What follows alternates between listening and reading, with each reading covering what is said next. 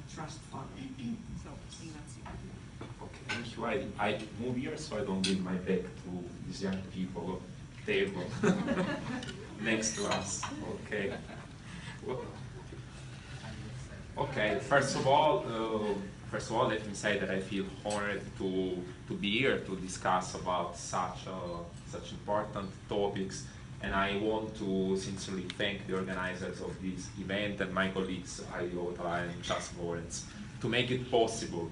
And well, as previously mentioned by colleagues, this is indeed a decisive moment in the Development Committee to do a step further to our current work on annual budget in order to increase the European Union support on these relevant fronts. In this respect, the DEVE Committee asked for at least 20 million euros to be added to human development to further invest in access to reproductive health care.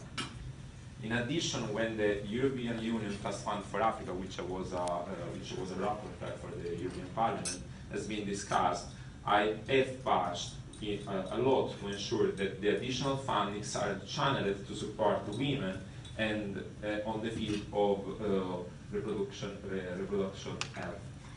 Now, the European Parliament and the Commission have pivotal roles of monitoring and implementation have to ensure that those mechanisms in place are delivering the target objectives. As I could verify from the Euromapping ranked statistics that have been given to us, I was looking at the statistic of Italy, my country, for instance. Despite there is an increase in terms of commitments delivered and funds disbursement, there is still a lot to do in order to reach the 0.7% of official development assistance, as was explained by the Secretary of EPF before.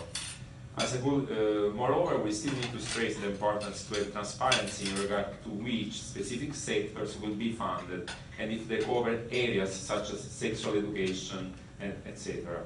And indeed, these need to be among the key pillars within the development areas. In this regard, I would like to briefly tell you about an intense mission study organized by EPF in partnership with local NGOs named FPA and IPPF South Asia, in which I was pleased to participate last year in 2016. Together with national parliamentarians from other European countries contacted by EPF, we had an in-depth look on the issue of development in India, with particular reference to the health system area, reproduction rights, discrimination, gender, and sexual education. This had a lot to do with the experience, that was just reported by Sarah. As many of you already know, India is a country with an extremely fascinating past, a huge federal state where many different languages, races, and religions coexist. But India is also a country in great transformation, where tradition collides with the unstoppable development. Despite the fact that the country is changing, it is still today a country with a strong traditional family-centered system, where women's role is totally subordinated to the predominant machos approach, as it happens in many realities of the world, where the casta system determines the functioning of society, where the level of poverty remains high, and development is inevitably tied to the exploitation of workers who are often underpaid. During the mission, we participated in wonderful activities of information and training that activists carry every day with great determination on every complicated fields, such as those of extreme suburbs in New Delhi, Agra, and Bangalore. There, we have known women who rebel to the system they belong to and spend their time explaining to other women and girls that their rights are, what their rights are, and how to preserve their physical and moral integrity. So this has a lot to do with your experience. These women, as many others around the world, are the ones to which we need to give our real support, funding them and let them feel protected by the international community. We also visit the clinics where medical services are provided to the most excluded classes of the society and where activists inform the population about the reproductive health. We also met federal authorities at the Parliament, and we were able to discuss with our parliamentary colleagues about the global challenges we are facing and how crucial the role of India is, especially on the field of human rights. We discussed with the international authorities of the UN House about the state of Armenia and how the economic development that the country is experiencing can act as a driver for effective growth of the country.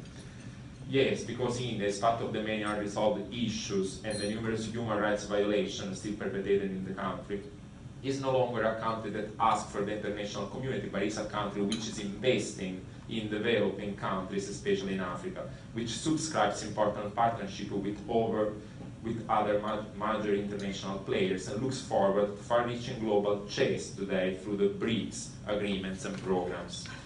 To conclude, it has been proven that the European Union can do more. These are the statistics. And our role here today is to safeguard its leadership role in advancing sustainable development and protection to women, and in particular those who are victims of sexual or gender-based violence, including female genital mutilation, because if this trend continues, 15 million additional girls aged 15-19 will be subject to it by 2030. So this is something where we would like to do something concrete about, and we are here to do so. Thank you.